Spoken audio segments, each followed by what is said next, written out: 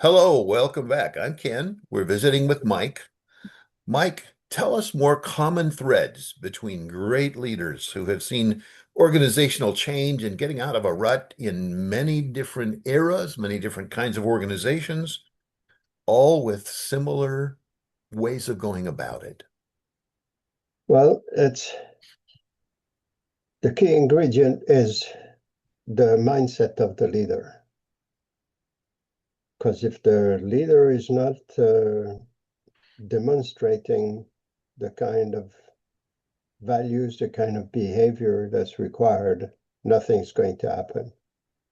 And in Uh, this case, you're not talking about the consultant who comes in to help them. You're talking about the leader who is going to be the there. leader, yes, yes. Yeah, go Even ahead. even with a consultant, I've been in situations where the leader, the general managers, or the vice president in charge of the area that I was involved with were totally antagonistic.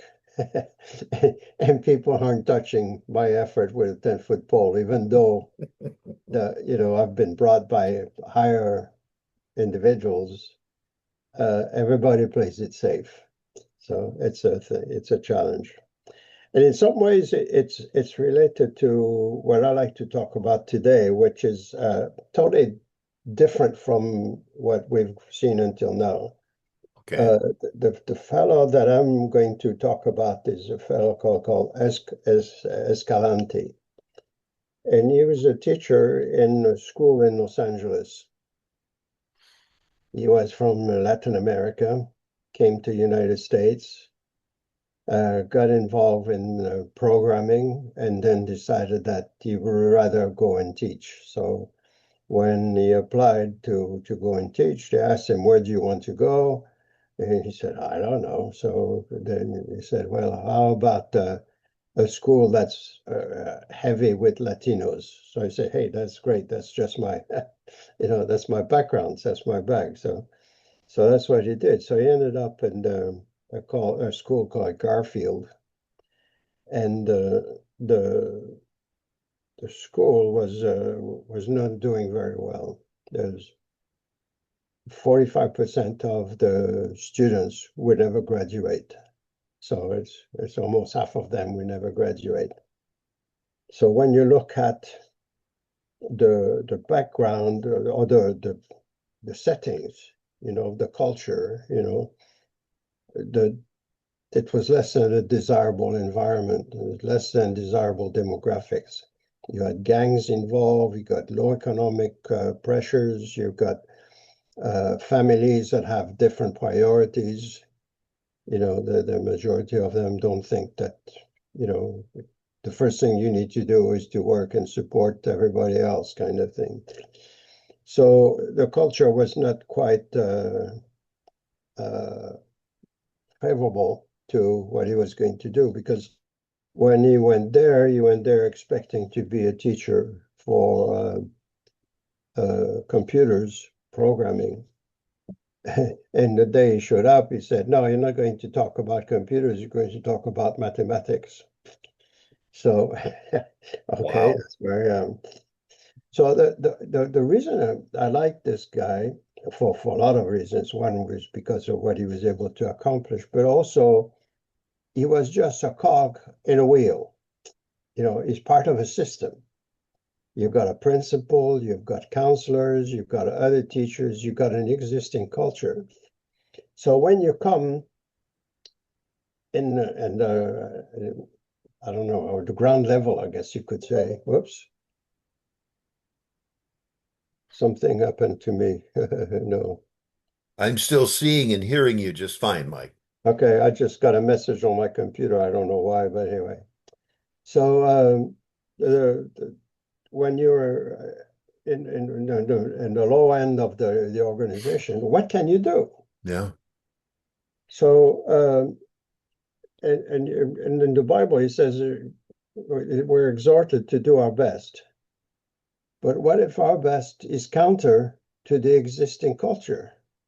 You know, like in Ecclesiastes says, do you do it with all your might? Whatever you do in Colossians, whatever you do, work it with all your heart.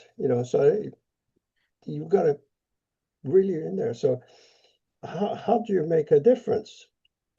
Now, Mike, while we're talking about background and Yeah, setting, is this a high school, an high elementary school, school, high high school. school? Garfield High. Go ahead.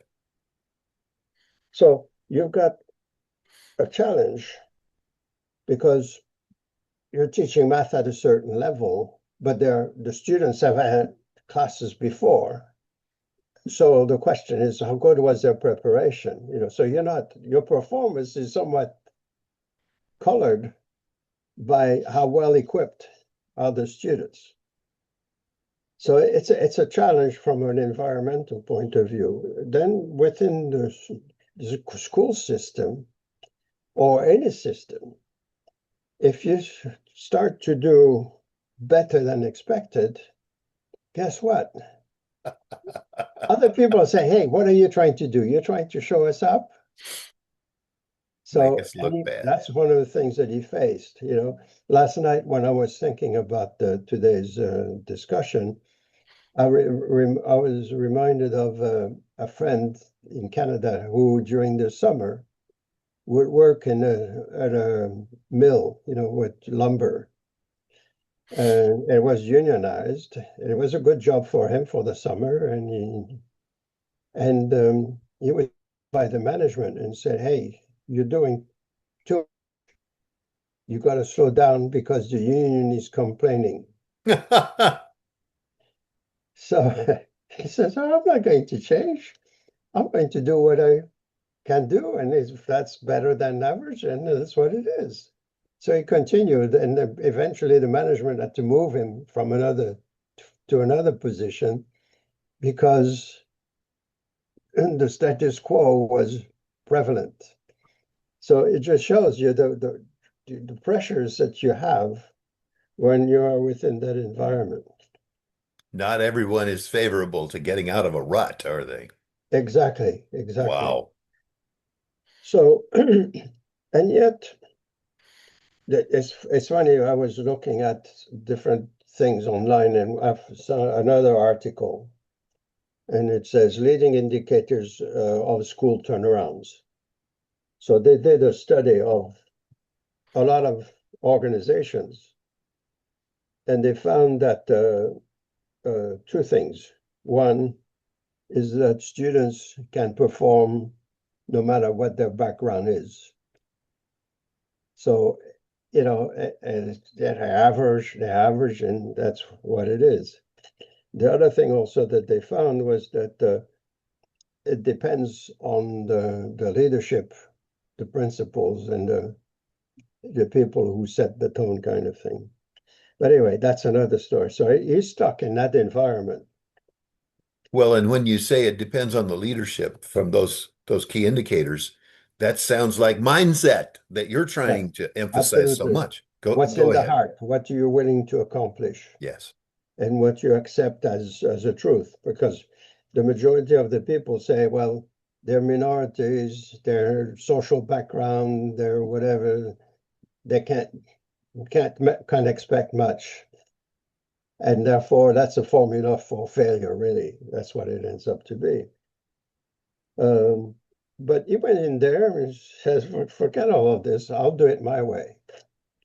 So one of the things that he did is to make sure that the students from the beginning of class would understand what the expectations were, that there would be a test every Friday.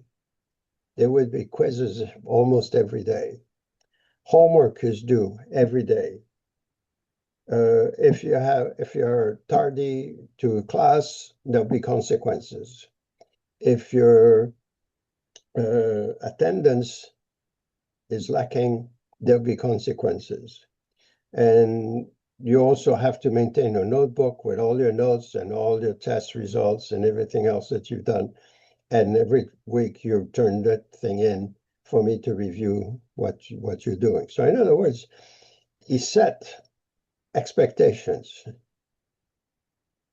And why would the students respond to that? Well, one of the things that he stressed is that if you perform well in math, it's a key to enter university.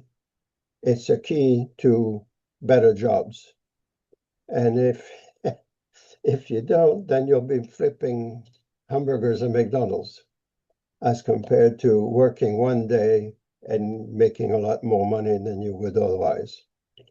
So he tried to provide the kind of uh, motivation, hope that there was that if you do well, and you started teaching calculus, and calculus, by definition, in that environment was a no-no kind of thing in the sense that, hey, this is if you've seen tough in math, guess what? Calculus will be worse.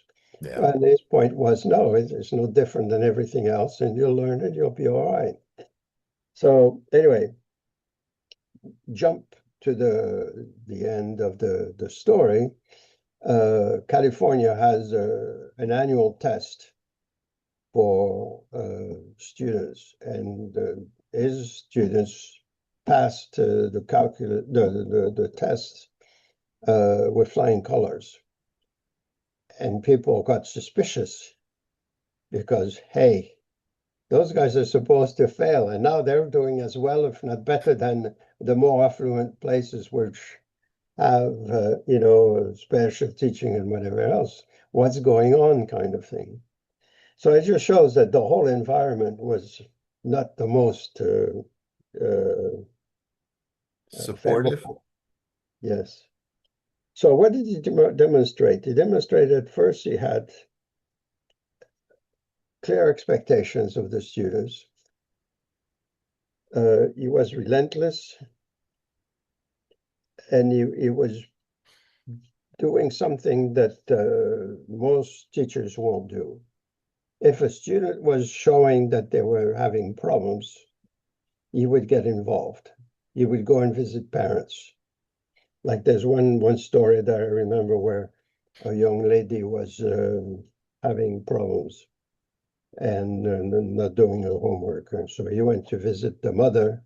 He went to the restaurant where the parents were, talked to the mother, and it was clear to him that from the mother's reaction, she was sympathetic with the teacher for Escalante, but she was somewhat limited because her husband had a different expectations. Husband expected the girl to be working at restaurants every day of the week, kind of thing. So he talked to the father and came back to school, not sure as to what would have transpired of all of that. And the next day, the girl showed up and she says, guess what? Oh, I only have to work 2 days a week. So that was, still a commitment, but it was a big improvement from having to Yes. be there Yes. all the Because the time. teacher got involved and did more than was the usual.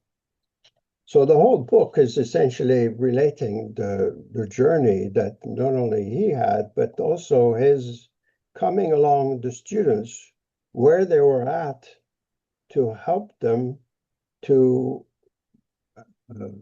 overcome the environment from which they were from. Yeah. And one of the things you've emphasized before, one of the common threads is that the leader goes and has firsthand knowledge, eyes and ears in the situation. And Exactly, Escalante going to that restaurant is an example of that. Wouldn't you agree? exactly, exactly, exactly. So he did different kinds of things. Kids would write in books. Well, he told them what the price of a book was. So then suddenly, then they had a little bit more respect for the resources that they were being provided, so that they wouldn't be damaging the goods, kind of thing. Um, the whole school was considered a sinkhole.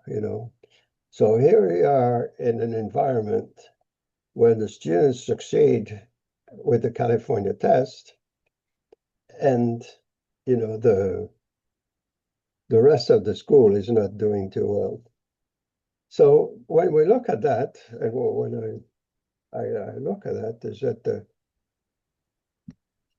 the corporate culture typically is don't rock the boat, conform to what's happening as compared to transforming what's going on, kind of thing. Status quo is a known quantity and is low risk. Making changes can be hazardous. The response time for problems is almost non-existent in the sense that you ignore it kind of thing. So inaction. And the goals are to maintain whatever is going on as compared to striving to higher levels. So the key thing that he was able to do is to essentially address a situation within his own environment.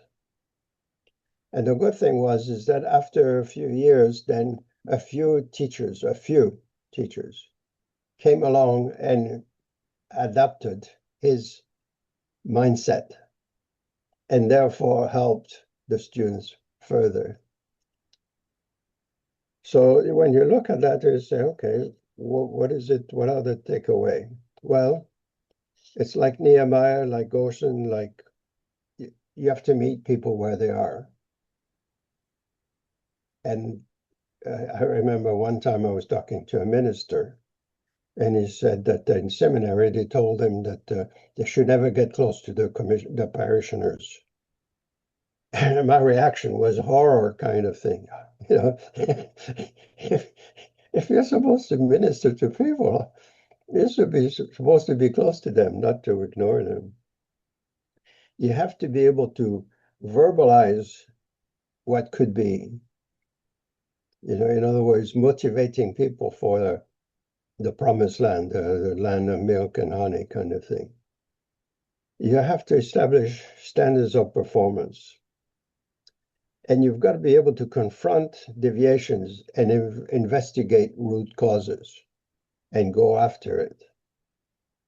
And you work to eliminate impediments. All of those kinds of things are the things that I see from all of those cases, including Escalante. The common threads.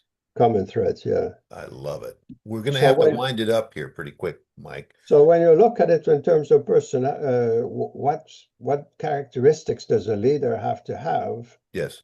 It's not necessarily a matter of level of intelligence or charisma or a whole bunch of things. It's more the process that allows people to do what they need to do. Hmm. So, So I'm hearing you talking about pushing against the status quo. Are you a troublemaker, Mike? uh, well, I've been known to be rocking the boat. Yes. Yeah. One school told me we don't strive to have our students at a higher level. Where our students are much lower than that. In other Oh, words, my, don't my. have those high expectations of students, Wow. which to me was incredible. Yeah, horrifying. That's Oh, well, terrible. I'm yeah, sorry. because Wow. as far as I'm concerned, you're stealing money out of the pockets of the people that trust you. Yeah. Well, and Mr. Escalante's point that math will help you, I got to thinking about it. You use math in everything. Yep, If you want to cook, you got to use a lot of math to work yep, with the recipes. You want to, well, in your personal life, you want to balance your checkbook, you're going to use math. If you yep. don't balance your checkbook, you're going to run into trouble. It's going to cost you money. And so you use math in everything. And And so it's a mental discipline. It's yes, a thinking process it helps you that learn to allows you to think. analyze and like for me, I took calculus as part of the engineering curriculum. Hmm. I never used calculus, never. But it gets you to think methodically. Yes. And here's something else I'd like to point out before we're done. Escalante in Spanish is talking about escalating or um, taking things to a different level. Yeah, He climbing certainly the did. hill. He certainly did. So Yeah. thank you, Mike. That's great. I look forward to our next visit. Any final thoughts? Well, the common denominator starts with the leader, and it's the process that gets the results. And in companies like, for instance, one was a multinational corporation I was involved with, that the process allowed us to influence the whole organization, but the president was very much an active participant. So it was, it's not a matter of the boss saying, well, I'm paying for it, or yeah, I approve it. That's not sufficient. You have to be, you have to invest of yourself. A hands-on participant. Exactly, exactly. And that's what for Ono, as an example, what Toyota did. He's a vice president, and yet he's on the floor, maybe creating a situation. Causing trouble. Yeah, but he was right. So Yes. if it's not right No, and that's he true. sees it, everybody else can see it. I'm joking when I say causing No, trouble. no, Okay. yeah.